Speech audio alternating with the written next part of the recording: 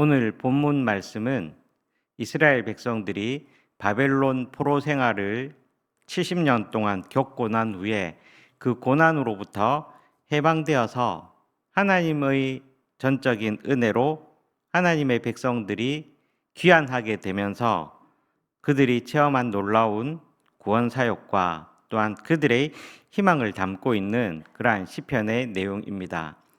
특별히 이 시편은 시편 120편부터 134편까지 주제로 있는 성전에 올라가는 노래 중에 하나로서 그들이 하나님께 예배드리는 성전에 올라갈 때에 불렀던 그러한 시편으로 알려져 있습니다.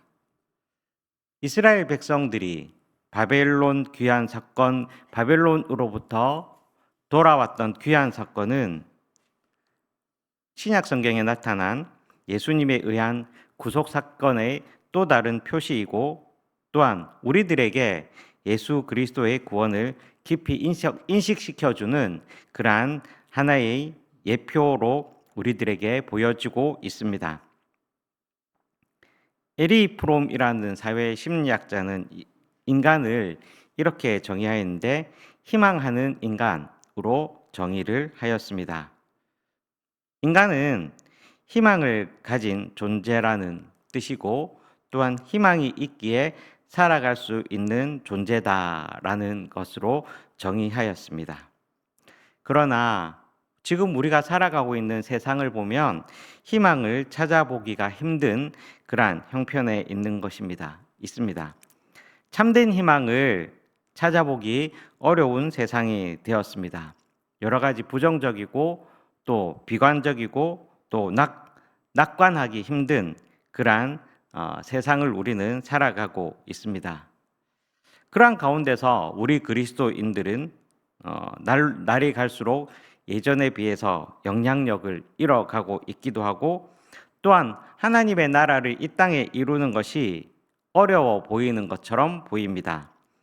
그러나 우리가 기억하고 우리가 생각해야 할 것은 분명히 그리스도인이라면 주님께서 주신 희망은 어떠한 경우에도 포기할 수 없는 것이고 또한 하나님께서 우리들에게 부여하신 하나님 나라를 이루어가는 그러한 희망을 단단히 붙잡고 살아가며 이 땅에 하나님의 나라를 이루어가야 할 그러한 소명이 있다라는 사실을 생각할 때에 부정적이고 또한 비관적인 사회에서도 우리는 여전히 희망을 가지고 이 세상에 희망을 뿌리며 희망의 씨앗을 뿌리며 살아가는 성도들이 되어야 한다라는 것입니다. 오늘 시편 말씀을 통해서 우리는 어떻게 이 세상에 희망의 씨앗을 뿌리며 살아갈 것인가라고 같이 한번 생각해보고 은혜 받는 시간이 되기를 소원합니다. 희망의 씨앗을 뿌리는 사람은 첫 번째로는 고난 가운데서도 하나님에 대한 믿음을 잃지 않는 사람입니다. 오늘 본문 말씀을 보면 바벨론 포로였던 이스라엘 백성들이 해방의 기쁨을 다시 한번 상기시켜 주고 있습니다. 1절 말씀을 보니까 그들이 하나님께서 우리를 해방시키실 때에 꿈꾸는 것 같았다라고 얘기를 하기도 합니다. 그리고 2절에는 입에는 웃음이 가득했었다라고 그렇게 얘기를 하고 있습니다. 여러분, 우리가 좋은 일을 겪어되면 이게 꿈이냐 생시냐라고 그렇게 얘기하면서 내 살을 꼬집어 봐라 이렇게 하면서 우리는 믿지 못하는 현실에 대해서 꿈이냐 생시냐라고 그렇게 얘기를 하곤 합니다. 그리고 또 좋은 일이 있을 때 다른 사람들 모르게 계속 웃게 되고 미소가 띄어지는 것을 다른 사람들이 알아보게 됩니다. 우리들에게 좋은 일이 있을 때 이게 꿈인지 또 생시인지 또 어떨 때는 웃음으로 우리의 삶을 가득 차게 되는 것을 볼 때에 이스라엘 백성들이 느꼈던 감정들도 이러한 느낌이 아닌가라는 생각을 해보게 됩니다. 시편의 기자는 예전에 겪었던 그러한 포로 생활에서의 귀환을 회상하면서 하나님께 감사하고 있습니다. 그 기쁨이 컸다라는 사실은 바벨론 포로 생활이 그만큼 힘들었다라는 반증이기도 하였습니다. 이렇게 고달팠던 포로 생활 속에서도 갑작스럽게 찾아온 이스라엘 백성들의 해방은 바벨론을 멸망시킨 고레스로부터 시작되었습니다. 그렇게 하나님을 모르는 이방인에 의해서 찾아온 해방을 이스라엘 백성들은 하나님께서 그들을 위해서 큰 일을 베풀어 주셨다라고 믿음으로 고백하고 있는 것입니다. 이들의 믿음은 고레스 왕이 우연히 해준 것이 아니라 정치적으로 푼 것이 아니라 하나님께서 그들을 위해서 큰 일을 베푸셨다라는 믿음의 고백을 할 수 있는 것입니다. 나라의 멸망이 이어서 70년 동안 계속된 고달픈 포로 생활이었다면 믿음을 포기할 만도 한데 그들은 그렇지 않았다라는 것입니다. 오히려 그들은 하나님께 예배하던 때를 사모하며 살았다라는 것입니다. 지금 우리의 모습이 경제적으로 또 사회적으로 육적으로 어려운 상황에 있다 할지라도 지금의 우리는 하나님의 섭리와 계획 아래 있다라는 믿음을 가지고 있는 한 우리는 희망의 씨앗을 뿌리며 살아가는 사람이 되어야 할 것입니다. 하나님께서 우리들에게 큰 일을 행하실 줄로 믿고 그 가운데서 희망의 씨앗을 뿌리며 살아가는 그러한 믿음의 성도님들이 되시기를 기도합니다. 두 번째로 희망의 씨앗을 뿌리는 사람은 항상 하나님을 만나는 감격을 가지고 살아가는 사람입니다. 3절 말씀을 함께 보시겠습니다. 3절 말씀입니다. 여호와께서 우리를 위하여 큰 일을 행하셨으니 우리는 기쁘도다. 아멘. 시편의 기자는 하나님께서 우리를 큰 일을 행하셨으므로 우리는 기쁘다라고 얘기를 하면서 포로는 대가를 지불할 때만이 포로 생활을 벗어날 수 있고 또한 그들의 능력으로는 포로 생활을 벗어날 수 없었음을 잘 알고 있었습니다. 그런 가운데서도 이스라엘 백성들은 아무런 대가를 지불하지 않고 포로에서 해방되어서 자기의 나라인 유다 나라로 돌아올 수 있었습니다. 그러기에 시편의 기자는 문나라 가운데서 여호와께서 큰 일을 행하셨다라고 그렇게 고백하고 있는 것입니다. 다른 하나님을 모르는 다른 이방 나라 사람들까지도 하나님께서 하신 일이라고 인정하고 있는 것입니다. 다른 누구도 아닌 우리를 위해 하나님께서 일하셨다라고 믿어질 때에 우리에게는 감당할 수 없는 뜨거운 감격이 있게 될 것입니다. 우리에게 뜨거운 기쁨의 감격이 있을 때에 무거운 죄의 짐에서 자유하게 될 것입니다.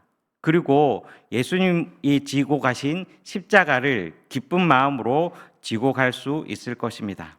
다른 사람들이 알 수 없는 그러한 기쁨을 체험하게 될 것입니다. 이 기쁨이 있을 때에 우리는 우리를 둘러싸고 있는 문제들과 상관없이 어떠한 고난스러운 상황도 이길 수 있을 것이며 또한 좌절도 극복할 수 있을 것입니다. 그러면서 우리는 우리가 가지고 있는 기쁨, 희망의 씨앗을 뿌리며 살아갈 수 있을 것입니다. 여러분, 하나님께서 우리에게 주신 기쁨과 감격을 회복하는 그러한 믿음의 사람들이 되시기를 주님의 이름으로 축원합니다. 세 번째로 희망의 씨앗을 뿌리는 사람은 십자가 지는 삶을 위해서 눈물을 흘리며 살아가는 사람입니다. 이스라엘 백성들이 포로 생활을 마치고 돌아왔을 때 그들이 가지고 있었던 기쁨도 잠시였을 것입니다. 아마도 그들의 기쁨은 영원히 지속되지 않았을 것입니다. 왜냐하면 그들이 살았던, 그들이 예배했던 예루살렘이 무너졌고 또한 예루살렘 성전이 황폐화된 것을 보면서 그들의 기쁨은 오래가지 않았을 것입니다.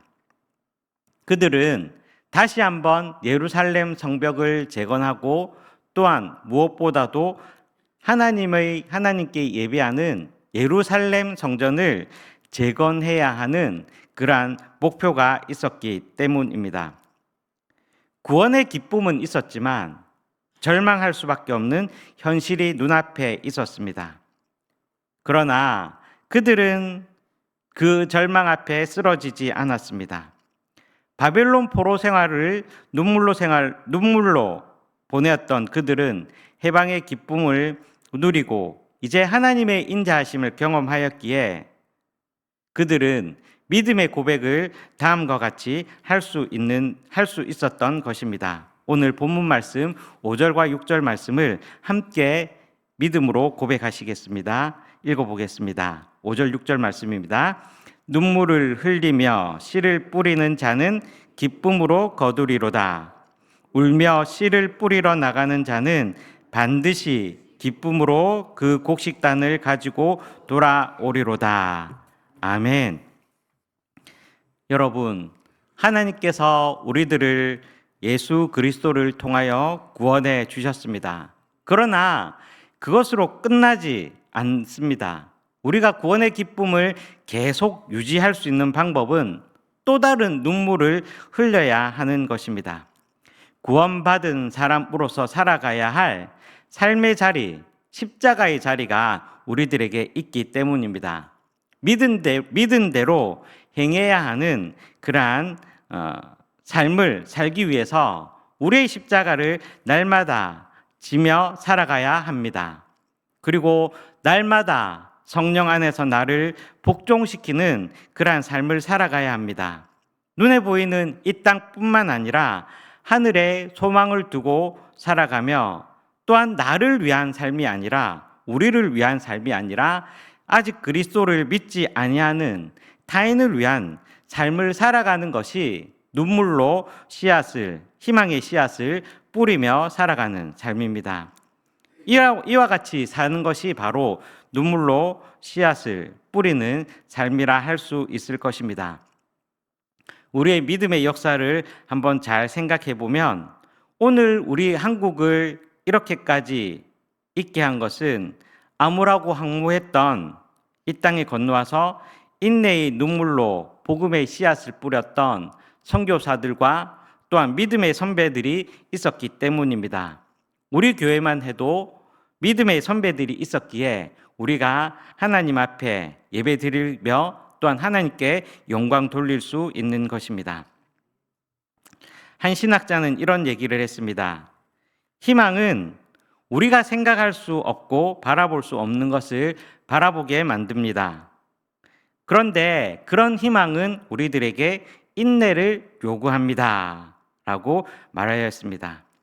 여러분, 인내하고 오래 참을 때에 우리 가정과 교회와 나라와 민족을 위해 눈물로 복음의 씨를 뿌릴 때에 우리에게는 참된 희망이 있는 줄로 믿습니다. 잠언 10장 28절에 이런 말씀이 있습니다.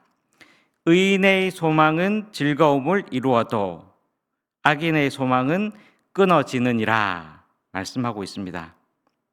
이 세상에 아무리 희망이 없어 보이고 비관적인 상황이라 할지라도 우리가 하나님에 대한 믿음을 가지고 있다면 희망이 있습니다. 이 땅 위에 예수 그리스도의 구원의 간격으로 살아가는 우리들 때문에 인내의 눈물로 희망의 씨앗을 뿌리며 살아가는 우리들 때문에 이 세상은 새롭게 희망을 가지게 될 것입니다. 우리로 인하여 이 세상이 변화되고 또한 하나님의 나라가 이루어지기를 원한다면 오늘도 우리는 희망의 눈물의 씨앗을 뿌리며 살아가는 그러한 믿음의 성도들이 되기를 주님의 이름으로 축원합니다. 그래서 언젠가는 우리를 통해 기쁨으로 단을 거두는 그러한 귀한 은혜를 누리시는 우리 모든 성도님들이 되기를 기원드리며 축복합니다. 기도하겠습니다. 사랑의 하나님 아버지, 이 세상에 희망이 없어 보이고 또한 절망적인 상황이라 할지라도 예수님을 믿는 우리로 인하여 이 세상에 희망의 씨앗이 뿌려지고 또한 기쁨으로 단을 거두는 그러한 귀한 결과가 있도록 인도하여 주시옵소서. 하나님 아버지, 이 시간 주님 앞에 드리는 예물이 있습니다. 이 예물을 통하여 주님께서 영광받아 주시옵고 또한 하나님의 나라를 확장하고 귀하게 쓰여지도록 하나님께서 인도하여 주시옵고 또한 각 가정과 사업체에 하나님의 풍성한 복으로 갚아 주시옵소서.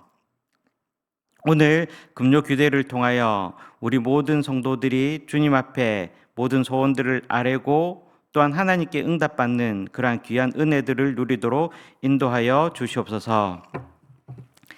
이제는 우리 주 예수 그리스도의 은혜와 하나님 아버지의 사랑과 성령의 교통하심이 눈물로 씨앗을 뿌리며 기쁨으로 단을 거두기를 원하는 모든 성도들 위해 이제로부터 영원토록 함께 하시기를 간절히 축원하옵나이다. 아멘. 이제 우리 주님의 이름 3번 힘차게 외치고 같이